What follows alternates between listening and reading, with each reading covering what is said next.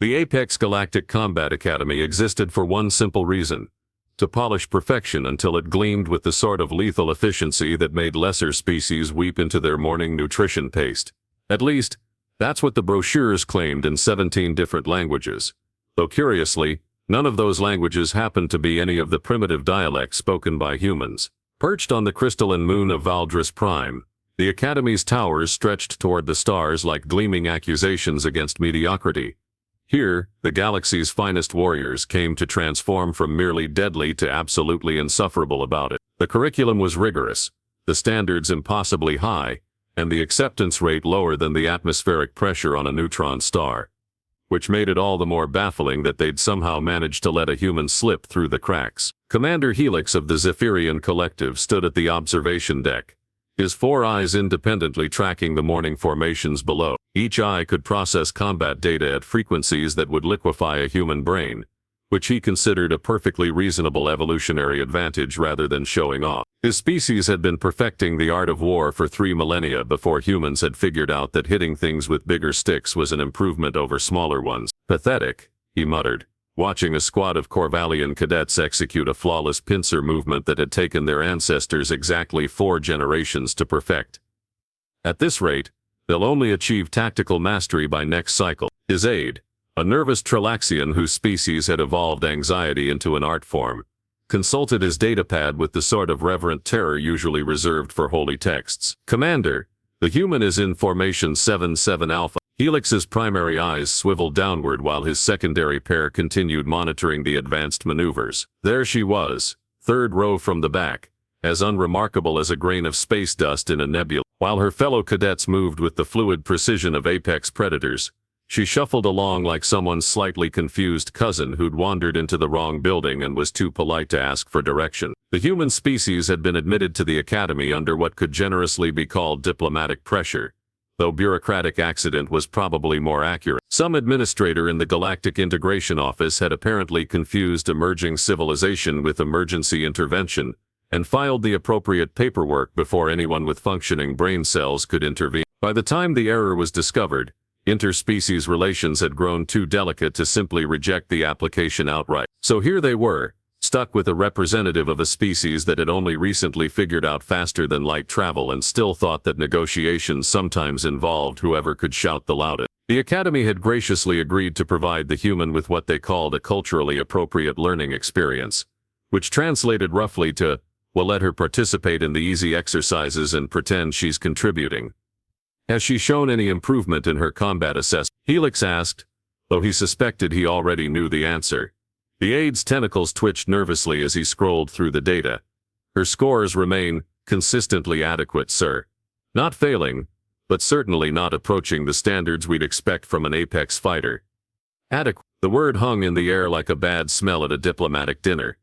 In a galaxy where combat prowess was measured in microseconds and victory margins calculated to the nearest molecular displacement, adequate was practically an insult to the concept of warfare itself. The formations below shifted into combat readiness drills, and Helix watched with professional interest as various species demonstrated why they'd earned their places among the elite. The Corvallians moved like liquid death, their enhanced reflexes allowing them to process and react to threats faster than most species could even perceive. The Nexari cadets flowed through defensive positions with the sort of graceful efficiency that came from having 6 arms and absolutely no concept of personal modesty. And then there was the human, standing perfectly still in formation, hands clasped behind her back, staring straight ahead with the sort of vacant expression that suggested she was thinking about lunch rather than the 17 different ways to disable an opponent using only a regulation belt buckle. "Perhaps," the aide ventured carefully, "she's simply overwhelmed by the complexity of our training methods." Helix considered this human combat doctrine, from what little they'd bothered to study, seemed to revolve around the revolutionary concept of hit things until they stop moving. Their military history read like a catalog of remarkably creative ways to apply brute force to complex problems. Hardly the sort of sophisticated approach that would prepare someone for the elegant lethality taught at the Academy. Continue monitoring her progress, Helix decided, and ensure she's paired with competent partners for any practical exercises. We can't have her dragging down the performance metrics of our actual warriors. Below, The drill instructor barked orders in the universal combat language, and the formations exploded into motion. Cadets sprinted, leaped, rolled, and struck with the fluid precision of beings literally born for war. In the midst of all this deadly choreography, the human jogged along at a steady pace, neither falling behind nor pushing ahead, maintaining exactly the sort of unremarkable middle ground that suggested she'd found her natural level of mediocrity and was perfectly content to stay there. What none of them realized, of course, was that sometimes the most dangerous blade is the one that stays sheathed until the moment it's needed. But that lesson would come later, delivered with the sort of educational brutality that made even apex fighters reconsider their life choices. 3 weeks into the assessment cycle, the Academy had settled into its usual rhythm of barely contained violence disguised as education. Combat evaluation protocols were sacred things, refined over centuries to identify the subtle differences between extremely lethal and apocalyptically dangerous. The testing grounds hummed with the sort of sophisticated brutality that made academic administrators proud and medical staff wealthy. Instructor Vex, a towering Drachnori whose species had evolved specifically to make other beings question their life choices, prowled the evaluation chamber with the predatory grace of something that enjoyed its work perhaps a little too much. His scaled hide bore the ritual scars of 100 teaching moments, each one a reminder to previous students that there was always room for improvement, usually measured in how quickly one could limp to the medical bay. The current batch of cadets stood arranged in what the Academy optimistically called readiness formation,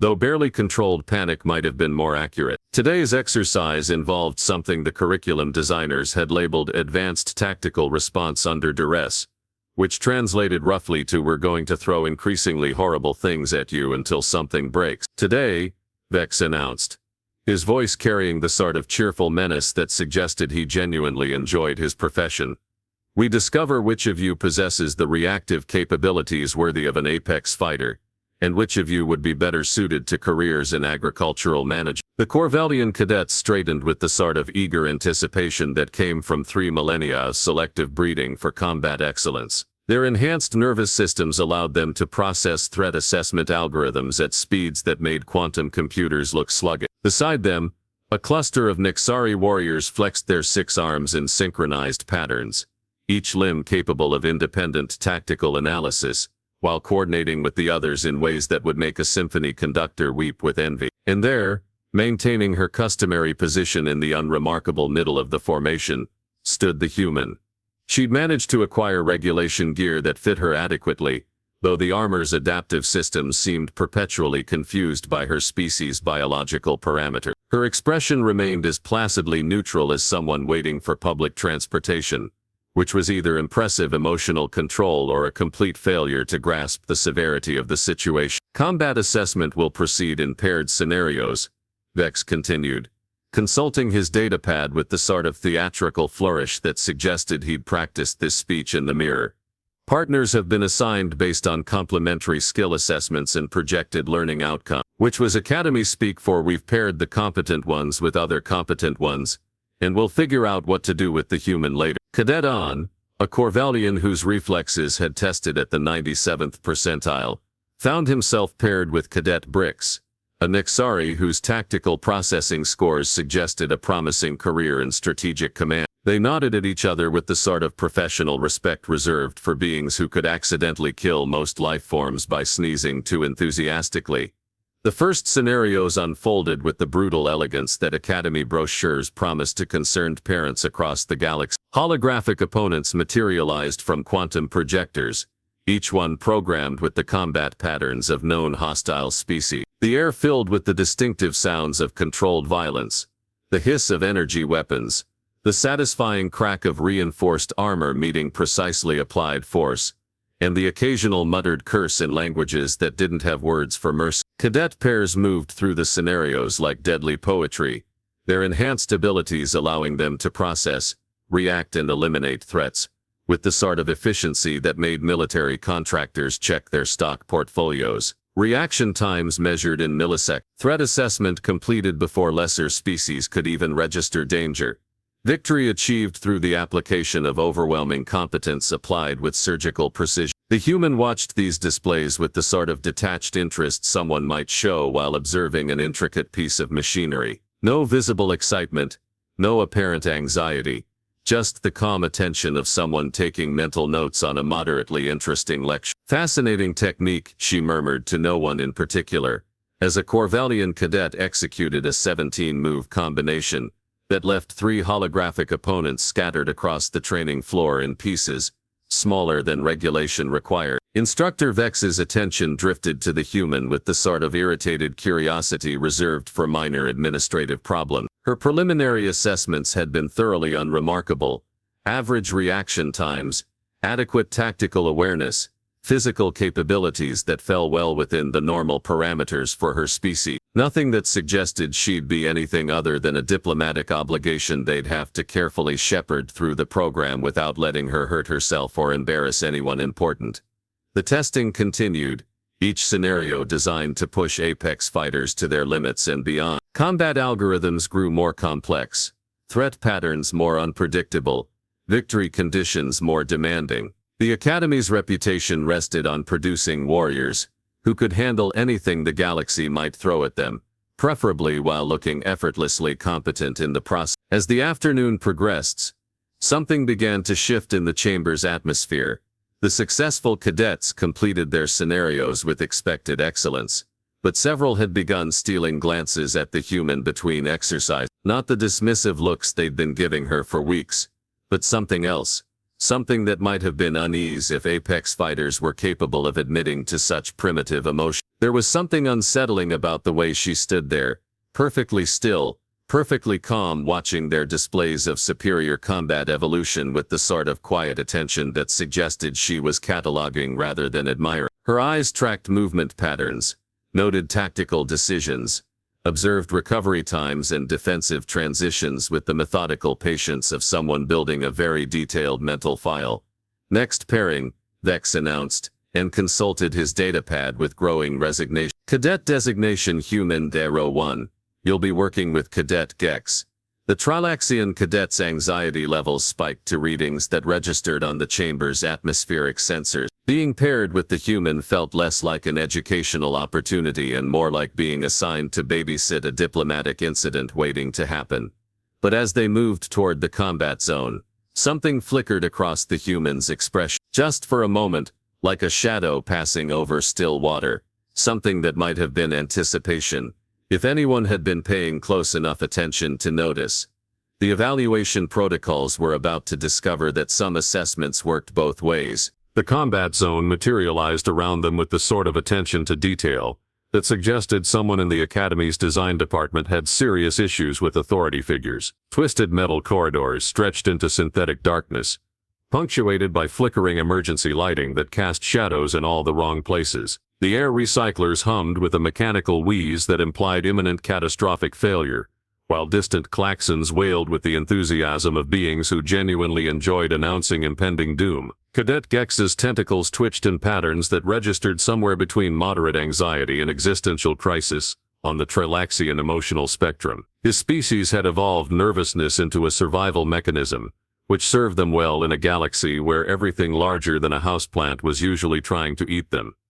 Being partnered with a human for advanced combat trials felt like volunteering for a particularly creative form of suicide. Standard search and eliminate protocol, Instructor Vex announced through the chamber's speakers, his voice carrying the sort of casual indifference that suggested he'd already written the after-action reports. 12 hostile contacts, unknown configuration, mission parameters, neutralize all threats, maintain partner integrity, complete within standard time limits.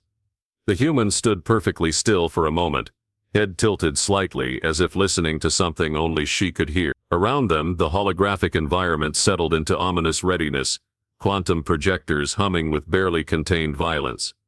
Any particular tactical preferences? She asked Gex, her voice carrying the sort of conversational tone someone might use while discussing lunch plans. Gex's anxiety readings spiked to levels that would have triggered medical intervention in a less militaristic environment.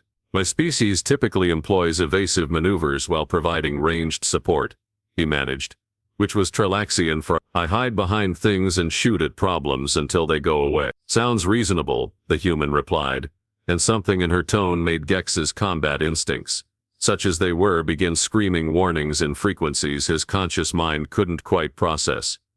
The scenario activated with a burst of simulated chaos. Holographic hostiles materialized throughout the corridor system, their forms shifting between various known aggressive species. Combat algorithms immediately began calculating optimal engagement patterns, threat priorities, and tactical solutions with the sort of mathematical precision that made Academy instructors proud of their sophisticated training system. What happened next would require the Academy to completely revise their understanding of human combat doctrine, several fundamental assumptions about evolutionary development, and their insurance premiums. The human moved, not with the fluid grace of a Corvallian warrior or the coordinated precision of Nixari combat techniques. She moved like water flowing downhill, taking the path of least resistance while somehow becoming an unstoppable force of nature. The first hostile materialized directly in front of her, raising what appeared to be a plasma rifle configured for maximum educational trauma. She stepped inside its firing arc, her movement so economical it seemed almost casual, and did something to the hologram that caused it to collapse in ways that violated several basic principles of three-dimensional geometry. The rifle clattered to the synthetic floor, its targeting systems displaying error messages in languages that didn't technically exist yet. "Interesting projectile velocity," she commented conversationally, as if discussing the weather while stepping over the flickering remains. The second hostile had approximately 0.3 seconds to register this development, before discovering that human combat doctrine apparently included techniques that weren't covered in any known tactical manual. She grabbed what looked like a structural support beam, ripped it free from the wall with the sort of casual strength that suggested she'd been holding back during the Academy's physical assessments, and introduced it to the hostile's center of mass with enthusiasm that bordered on artistic. Gex crouched behind what he desperately hoped was adequate cover, watched in growing horror as the human proceeded to dismantle the scenario with the sort of methodical efficiency usually reserved for industrial application. There was no wasted motion, no unnecessary flourishes, no dramatic pauses to appreciate her own cleverness. She simply moved from one threat to the next, applying exactly the amount of force necessary to solve each problem, while maintaining a running commentary that suggested she was slightly bored by the whole affair. "Suboptimal armor configuration," she noted while demonstrating why the third hostile's defensive systems were more theoretical than practical.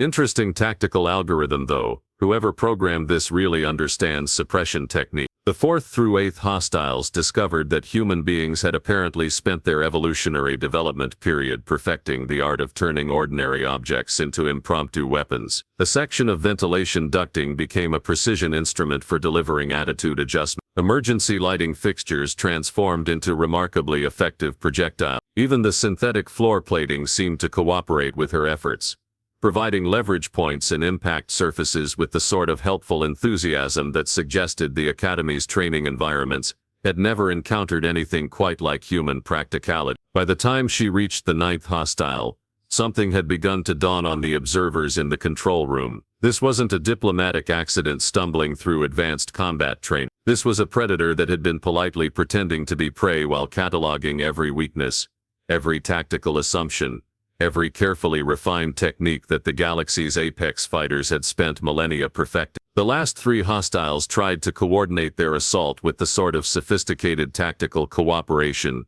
that Academy manuals insisted was the hallmark of superior combat evolution. They established overlapping fields of fire, coordinated their movement patterns, and executed a textbook pincer maneuver that should have forced any reasonable opponent into a tactically untenable position. The human looked at their formation for exactly 1.7 seconds, calculated 17 different ways to disrupt their coordination, selected the most efficient option, and proceeded to demonstrate why human military history was filled with so many improbable victories against overwhelming odds. When the scenario ended, officially at 4 minutes 23 seconds, which was 7 minutes faster than the Academy record, the combat zone fell silent except for the gentle hum of holographic projectors powering down. Gex remained crouched behind his cover, staring at the human with the sort of wide-eyed terror usually reserved for natural disasters and tax audit. The human stood in the center of the now quiet corridor, not even breathing hard, hands clasped behind her back in the same posture she'd maintained during weeks of unremarkable formation drills.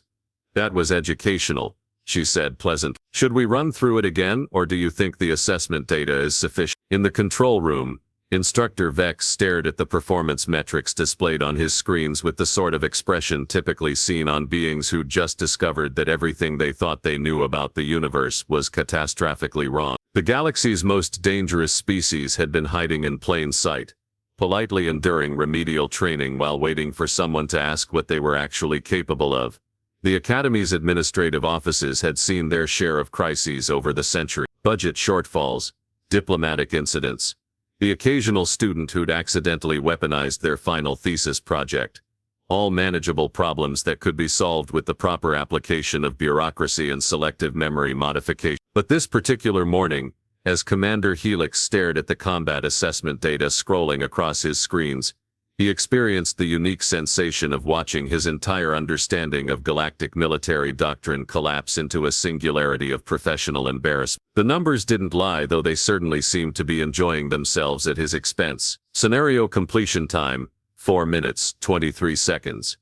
Tactical efficiency rating beyond measurement parameter. Collateral damage assessment, negligible, if you didn't count the Academy's confidence in its own evaluation system. Most concerning of all was the casualness with which these metrics had been achieved, as if the human had been solving a mildly interesting puzzle rather than dismantling what was supposedly the galaxy's most sophisticated combat training program. Sir, his aide ventured, tentacles writhing with enough nervous energy to power a small space station.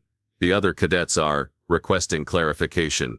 Helix didn't need to ask what kind of clarification. Word had spread through the Academy with the sort of velocity usually reserved for bad news and contagious diseases. The quiet human who'd been politely stumbling through basic formations had apparently been conducting her own private assessment of galactic military capabilities, and the results were giving everyone uncomfortable thoughts about humanity's place in the cosmic food chain. In the cadet quarters, conversations were being held in hushed tones that suggested the speakers were having fundamental philosophical crises. Cadet On, whose reaction times had tested at the 97th percentile among apex fighters, sat staring at his meal allocation with the sort of vacant expression typically associated with beings who'd just discovered that mathematical constants weren't as constant as they'd hoped. She was watching us, he muttered to his training partner, a Nexari whose 6 arms were currently engaged in nervous fidgeting patterns that would have been impressive if they weren't so deeply concerning. All those weeks, just watching. Taking mental notes, the Nexari corrected, which somehow made it worse. Species doesn't appear to have external data storage implants. She was just remembering everything. The implications hung in the air like a particularly aggressive gas leak. If the human had been observing their techniques, cataloging their capabilities, analyzing their tactical doctrines while pretending to be barely competent at basic formations, what did that suggest about human intelligence gathering methods? More disturbingly, what did it suggest about human patience? Down in the tactical analysis department, a team of military theorists were discovering that their sophisticated combat algorithms had some rather glaring blind spots. Winth, a cerebral whose species had evolved specifically for strategic thinking, was having the sort of intellectual crisis that required prescription medication and a leave of absence. The human combat doctrine, he explained to his rapidly diminishing audience of colleagues, appears to be based on the principle of adaptive improvisation, combined with what can only be described as weaponized pragmatism. She doesn't follow established tactical patterns because she doesn't need to. She simply identifies the most efficient solution and implements it, regardless of whether it fits within recognized combat theory. But that's impossible, protested one of his research associates. Combat effectiveness requires systematic training, enhanced reflexes, specialized biological adaptations. You can't simply improvise your way to tactical superiority. Dr. Winth gestured weakly at the combat footage playing on repeat across his screens. Apparently you can. The question is whether this represents typical human capability or if she's an exceptional specimen.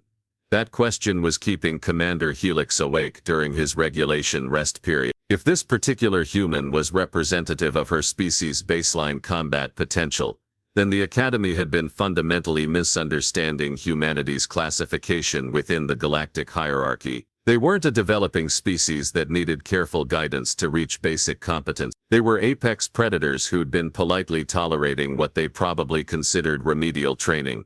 The realization prompted an immediate review of human military history, which turned out to be exactly as disturbing as everyone had begun to suspect. Species that specialized in warfare typically developed efficient, elegant solutions to tactical problems. Humans apparently specialized in finding 17 different ways to turn a disadvantage into a weapon, preferably while their opponents were still trying to figure out what had just happened. New protocols, Helix announced during the morning staff briefing, his four eyes exhibiting the sort of determined focus that suggested he was trying very hard not to think about how badly they'd misjudged the situation. Human cadets will be transferred to specialized curriculum track. Remedial programs, asked his aide hopefully. Advanced threat assessment, Helix corrected, which was Academy speak for we have no idea what we're dealing with, but we're going to be very careful about it from now on. The human in question had returned to her customary position in formation, hands clasped behind her back, expression as placidly neutral as ever. The only difference was that now her fellow cadets gave her a respectful buffer zone that had nothing to do with personal hygiene and everything to do with survival instincts that suddenly seemed much more relevant than anyone had previously realized. During the morning briefing, she listened to the revised training schedules with the sort of polite attention someone might give to a moderately interesting weather report. When informed that she'd be participating in enhanced individual assessment protocols, she simply nodded and asked if there were any specific equipment requirements she should know about. Just, Instructor Vex paused, trying to find diplomatic language for what he actually meant. Please continue operating at your current performance levels. We're still calibrating our assessment parameters. Of course, she replied pleasantly. Should I assume the combat scenarios will be more challenging going forward?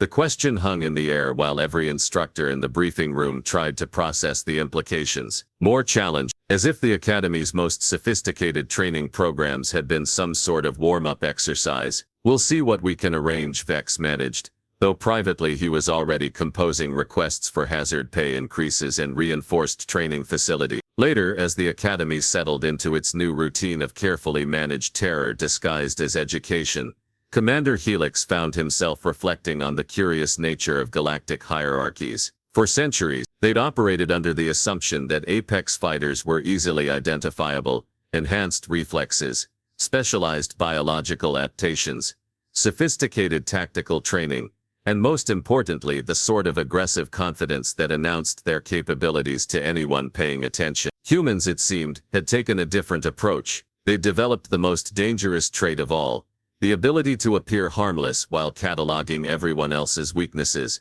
waiting with the sort of patience that suggested they'd been playing a much longer game than anyone had realized. The silent cadet had never been ticking toward an explosion. She'd been counting down to the moment when pretending to be harmless was no longer necessary. And that, Helix reflected, with the sort of philosophical resignation usually reserved for cosmic inevitabilities, was probably the most terrifying tactical doctrine the galaxy had ever encountered. After all, what could be more dangerous than a predator that had learned to smile?